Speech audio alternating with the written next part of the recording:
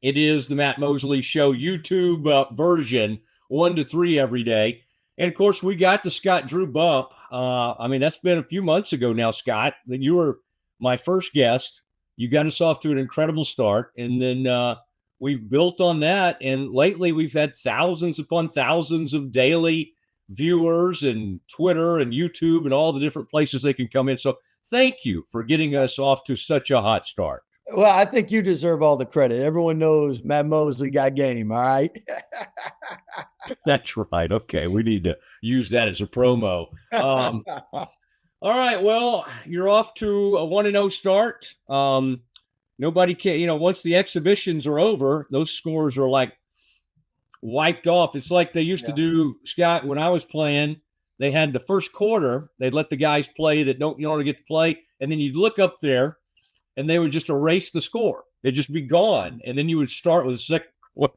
So the Bears now these games count.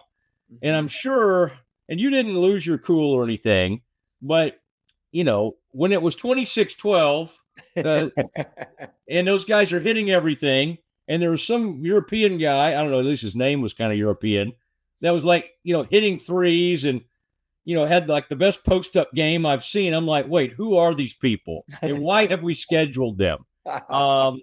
But now that you pulled away and came back and won that game, I guess now it's okay to say it was nice to have a little adversity in that game, right? Yeah, all's well that ends well. I can tell you that early in the season especially, games are tricky. And what I mean by tricky is without a lot of film, without a lot of scouting report, you're relying on your fundamentals to carry you through. And then obviously one thing, even though you have exhibitions, we do forget that first game is different. Like for basketball players, most of them can tell you their first dunk. They can't tell you second, third, or fourth, or fifth, but they can tell you their first. Well, the first college game is different than the exhibitions and anything else. So with that come a little jitters, a little nerves, and it's always great to be able to get a win in that first game and be able to learn. As my wife said, this game was a lot better than last year's first game. Well, that's a fair point. Yeah. Our wives can kind of keep us straight. And remind us of those things. Mm. Have you reached out to any of those other coaches? There's only 3 of you guys, I think, 3 programs that had like complete roster overhauls where it's just everybody is new. Now, Cam was on the bench, but Cam was not suited up last year. Talking about Cam Carr, now he's playing a very meaningful role for you. Do you guys compare notes because you have buddies that have had to do maybe not quite to this extent, but maybe very similar things? Yeah. A lot of us talk normally on the recruiting trail. With us this year is a little different though, because we had firsthand experience. We were able to go, with the university games and get some experience with the players that were able to travel and were able to play with us. So really our situation is a little different than the other teams that don't return anybody. At the same time, most programs aren't, there's not a long track record of what works best and exactly the perfected method of having the best outcome in a short period of time. So I think all of us kind of are trying to figure things out as we go. With us, obviously, you want to simplify things, and most coaching staffs have done that. And then the longer you have players, the more you can put layers in there. So it's kind of like, here's your play. We got to learn it. And then once you learn it, now you can have a counter. Then you can have another counter. Then you can have another counter, but you can't start the layers until they know the basics. You remember VJ early on was a little deferential to maybe some of the more experienced players, and then in time he became more and more confident. I don't think you're going to have to go through that with Tunde. He came out firing the other night. That was kind of wild how he misses whenever the first 5 or 6 shots, and then I don't remember him missing another shot the rest of the game. It's hard to do that. It's hard to start poorly and then just completely flip it. you sat him down probably after the first 6 or 7 minutes because he was firing the ball. What did you say? Did you say much, or did he just sort of naturally use that time to kind of reset, calm down a little bit? I think he played that first media timeout like a freshman, and obviously really excited, really anxious.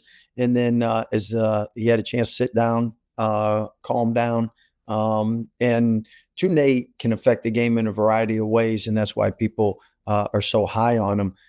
Defensively, he can impact the game. On the glass, he can impact the game. So if you're really only a shooter and you start 0 for 6, that can really mess with you. But Tunde is going to be able to score a variety of ways. You get a couple offensive rebounds and layups. That gets you going. If you get any transition buckets or steals transition, that gets you going. So he's somebody that I think doesn't rely as much on his jump shot because he can score in a variety of ways. And again, I think the first 2 games probably didn't have those kind of nerves, and the first game did. And the good thing is we were able to learn from a win. And at the same time, when you're ever talking to one player, you're talking to everybody. And I thought early on we just came out, we shot some quick threes and didn't work the ball as much. Then we started to get in a rhythm and a flow. And obviously we're best when we get in transition like every team. So as our defense got stops and we got out and went, and I think fans love college basketball nowadays because pace is pretty fast. So there's a lot of lead swings and changes, and it can happen in a hurry. Yeah, and it has changed. Y'all used to take a million charges, and you there was you took a couple of the other night. I'm glad we took some of those charges out of the game. But still, you have guys that'll get in front and make those plays, and then that gets the sideline going and everything. What did you feel like? Like I was interested in watching JJ and some of your guy Ike, Isaac, Williams off the bench, because it's at times some of those guys like White will come in and it's a little more of a traditional point guard. You start the game, Obi plays the point, but he's also a big time shooter, big time shot maker. He probably was used to playing off the ball more. How are you kind of working through that? Because you have had positionless basketball in the past, but the last couple of years, for instance, you had very traditional point guard. I mean, Ray J is a flat out great point guard, a dedicated guy who can make that. Although one of those guys, by the way, that came off the bench made a left-handed baseline pass that was gorgeous. You know what I'm talking about? Out to the corner that kind of reminded me of Ray J. How are you kind of balancing that and making sure you have guys that'll get those? King loves to talk about paint touches. I've heard you talk about it. How do you get that out of guys that maybe aren't always totally cut out for that traditional point guard role? Yeah, I think most people in college realize the importance of getting the ball inside and getting to the paint and how it breaks down defenses. So every defense tries to keep it out. So with that, I think that's what's exciting about coaching is you look at the players you have, and no 2 player, God didn't create anybody exactly alike. So as a coach, our job is to put them in positions where they can showcase their strengths. And there's a variety of ways to get the ball to the paint or get easy shots. Sometimes it comes from if you have a great post feeder or post player, you get the ball to him and one-on-one he scores. They put 2 on him. He generates offense. We've had guys like that in the past. We've had other guys that are so good off a ball screen. They always make you commit to, and they do a tremendous job finding the open guy. There's other guys that you just put them in space and they automatically make defenses put 2 on them. So really it's who can make you put 2 on them, or they can score. And then if they do put 2 on you, what's the best way to find and facilitate with the rest of the teammates? And again, it's like putting together Legos. I mean, every year is different. Every team is different. You asked, OB provides different strengths than Ray J does. And there's a balance of learning to be a little bit more like Ray J, but at the same time, being and utilizing Obi's scoring and shooting ability. Same thing. Isaac had a great baseline pass. Isaac's a tremendous finisher at the rim. Does a great job putting pressure on the defenses that way. JJ's really improved his ball screen reads and is an elite shooter. So I think it's a work in progress for everybody. Game 1 is different than game 10. Game 10 is different than game 20, and game 30 is different than all of them. So, and at the same time, games are always going to be a little different than practice. Some people are always going to play a little bit better in games. Some people play a little bit worse. I think we figure it all out at the same time. Most importantly, hopefully we keep getting wins while we figure it out. You know, Ogbum put up great numbers in those overseas trip that y'all took, and then in the exhibition he struggled shooting, and I think that was great to see it, because you just want to see it in a game. And like you said, the lights came on.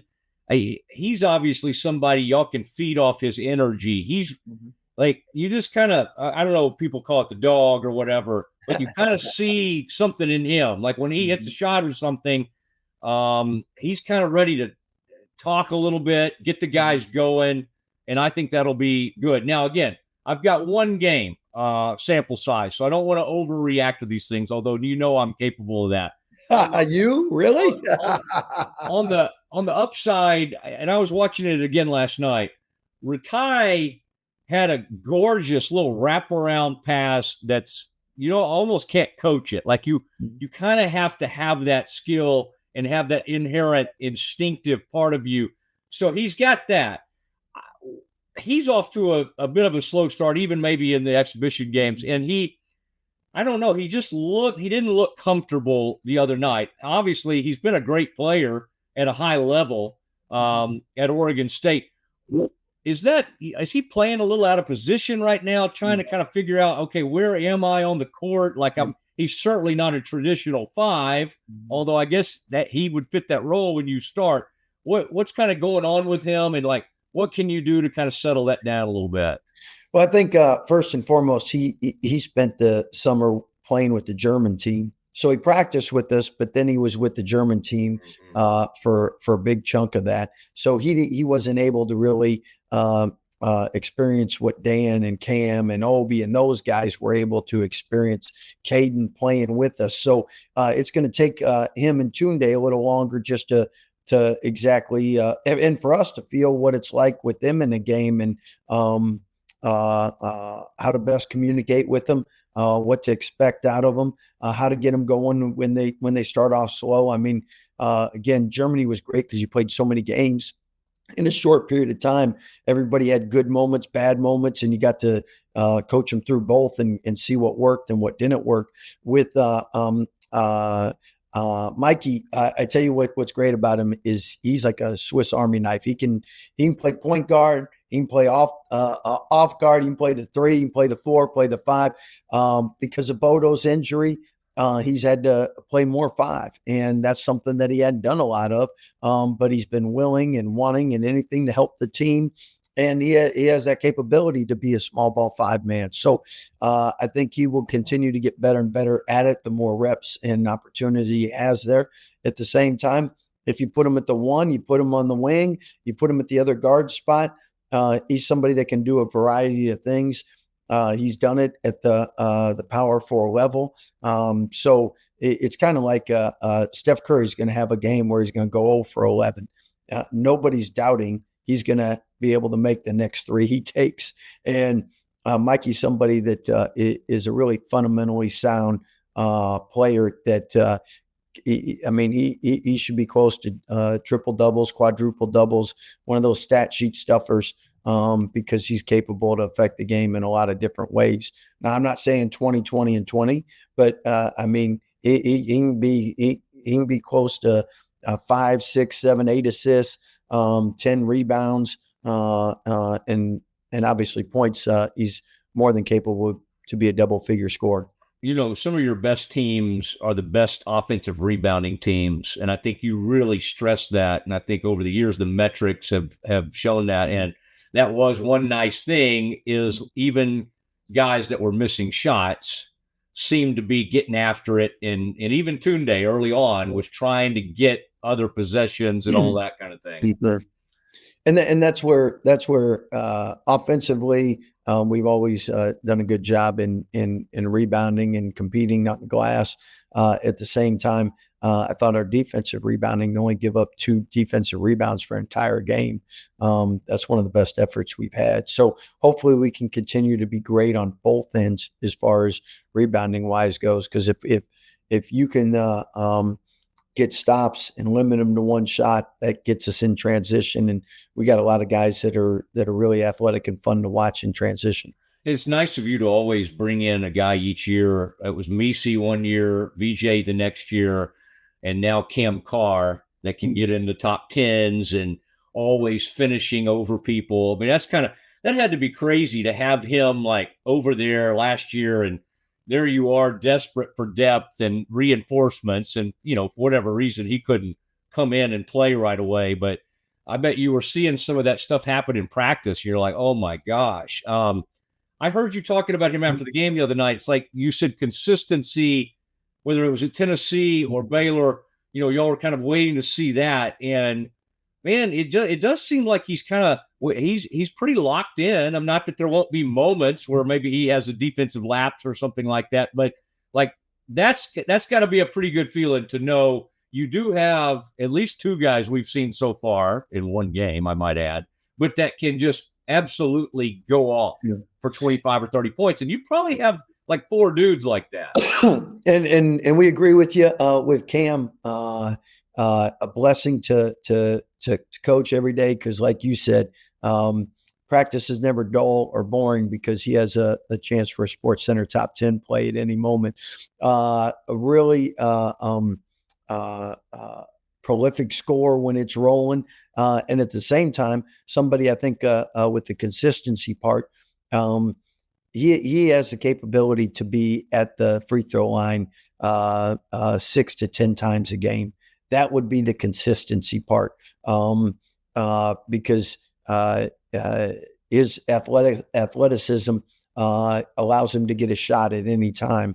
And sometimes when you can get a shot at any time, you might settle rather than trying to do the physical thing and get to the rim and draw a foul.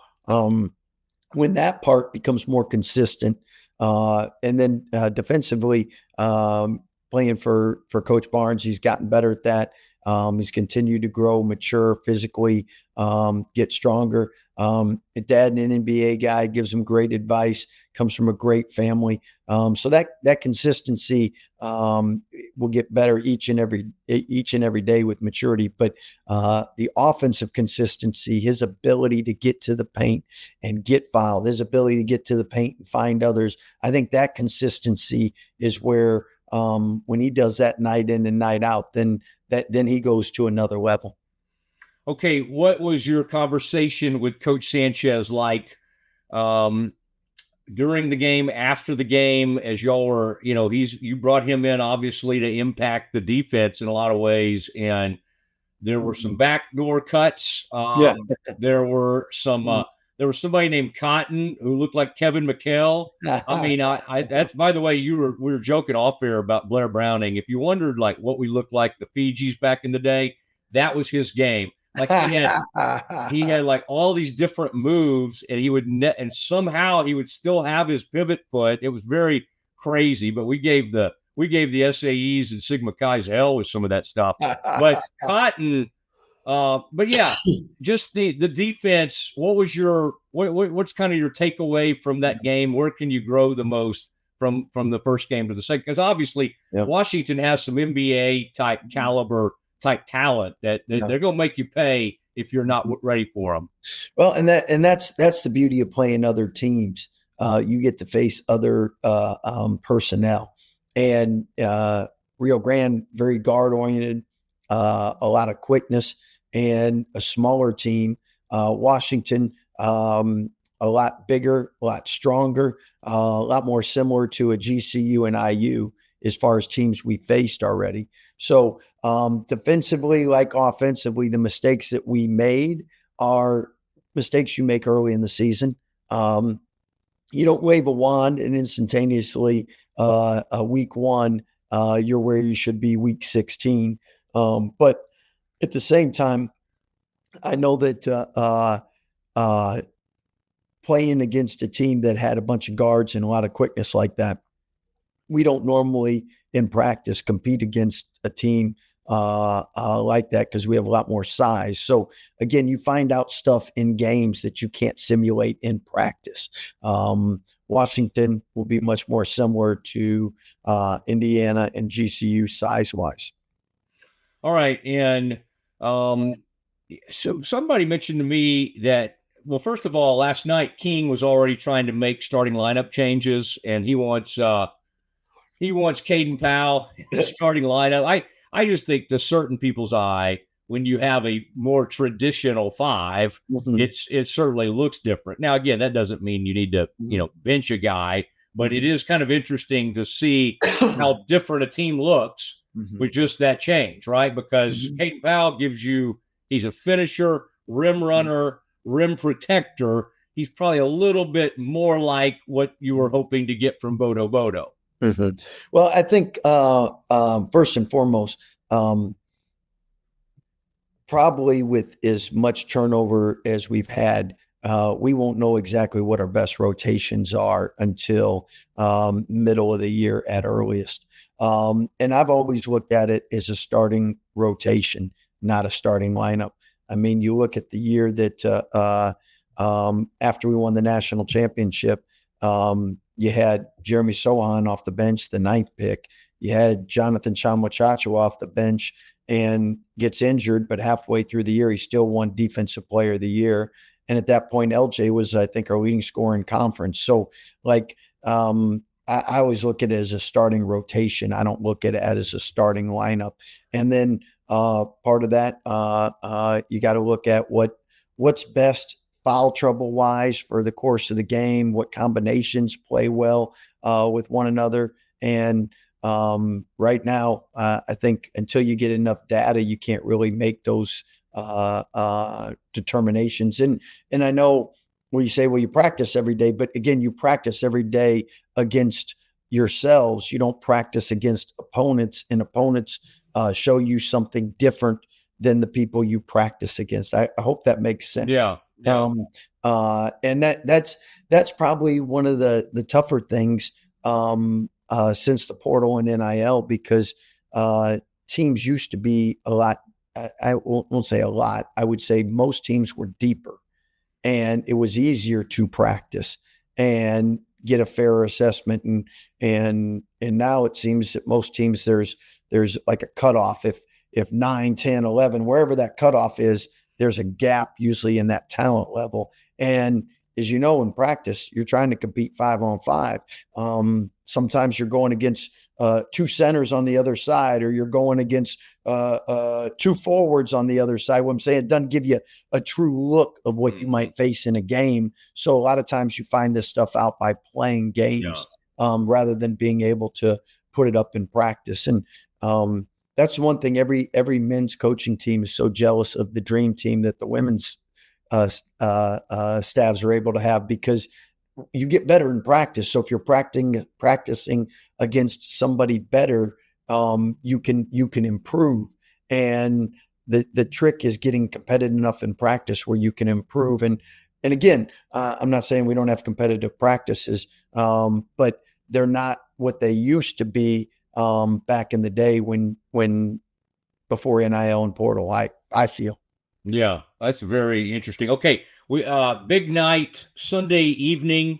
Here comes the Washington Huskies. Hans Steinbach is someone, you talk about large, we're talking about centers, 6'11", 13 points, 16 rebounds the first time out. They got big guards. This is going to be an interesting challenge. Baylor football, basketball, we love a good blackout. I heard something about that maybe happening. And so I think the Foster will be rocking. What can you tell us about the kind of challenge this Washington team brings? some of my insiders have told me they're probably underranked right now. That a lot of people think they could end up, being a fairly high seed. Yeah, I think Washington. Anytime you look, and most of your recruiting is done in the portal nowadays, and I know some services add them the top 3 recruiting class in the portal. So anytime you have a top 3 recruiting class in the portal, you're flipping your roster pretty quick, and you're bringing in proven players and people that have done it at the highest level. So I mean, this is a really good team. Their starting point guard played under in the U19s that won a gold medal. Highly sought after recruit. Wesley Yates is somebody that we're familiar with. We recruited coming out of high school, had a really good season last year at USC, and then transferred there. Bryson Tucker, McDonald's All-American, a lot of accolades. And then Steinbach, who you mentioned, he's on draft boards. Some got him in the lottery. I know some scouts definitely think he's a lottery pick because they've told us so. Mikey Rattai's played with him, obviously, in Germany, seen him, knows about him. They got Big Frank in the middle, and then they got a good bench. So, I mean, it's a team, I think, that Miami football has done a pretty good job and ranked high in the portal, and I think Washington's kind of similar type team as far as portal success. Okay, we're talking football now. I may need to get your take on. Well, I try to always throw in a little analogy for you because I know you like that. Like Mosley's. Yeah. I've got to make sure Mosley's paying attention. Yeah. By the way, on that G League thing that you and Coach Izzo were pretty open about, and I think you agreed with Coach Izzo, just like, hey, just give us. We just need to know what the rules are because things, all that. But that said, while that's being addressed and while you're kind of seeking some clarification, that seems to be a route people could come from. Do you assign anybody on your staff to take a peek at those G League games and be on the lookout for some help in that regard? While that still is now apparently you can scout and recruit from the G League. Hey, we're watching everybody. We're watching the NBA. We're watching. Well, it's too late then. But anyway, yes, to answer your question. Okay, all right. And Bodo Bodo, last one for you. Can you give us a bit of a timetable? I think people were actually excited that you were not ready to shut the door on him this season because I at some point people were like, I don't know when he might show up.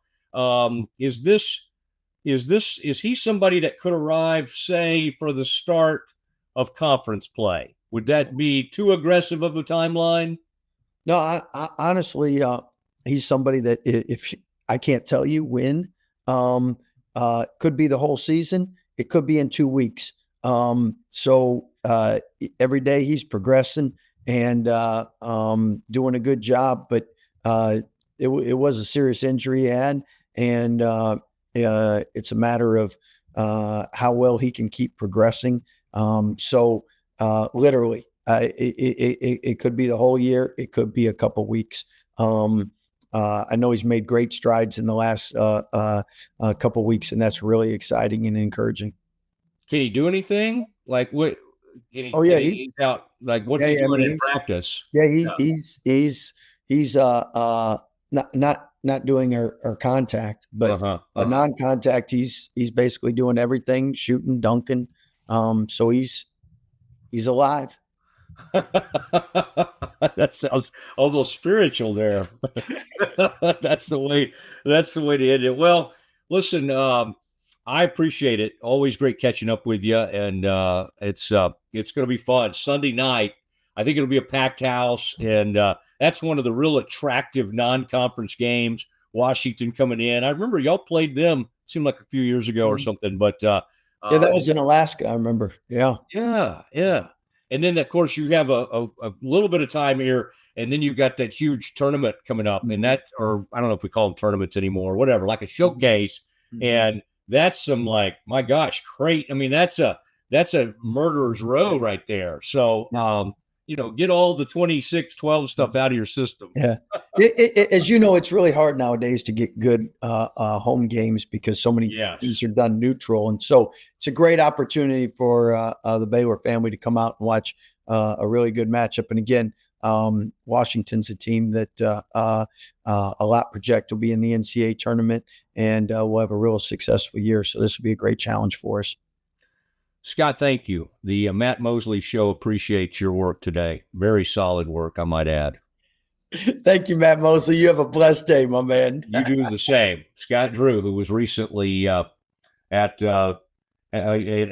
Pigskin Review. Not the night I was there, but Scott was in there. He's got a daughter involved in all of that and having fun out there in the sorority world at Baylor University. It is Scott Drew, and that's the way we're going to leave it today on the Matt Mosley Show as we say goodbye for the weekend. We'll be back to react to the Baylor-Washington game Monday at 1 o'clock, and we'll have a lot more, especially on the Cowboys as they come off the bye and they get ready to go again. So lots of stuff over the weekend. Everybody have a tremendous weekend, and we will see you Monday.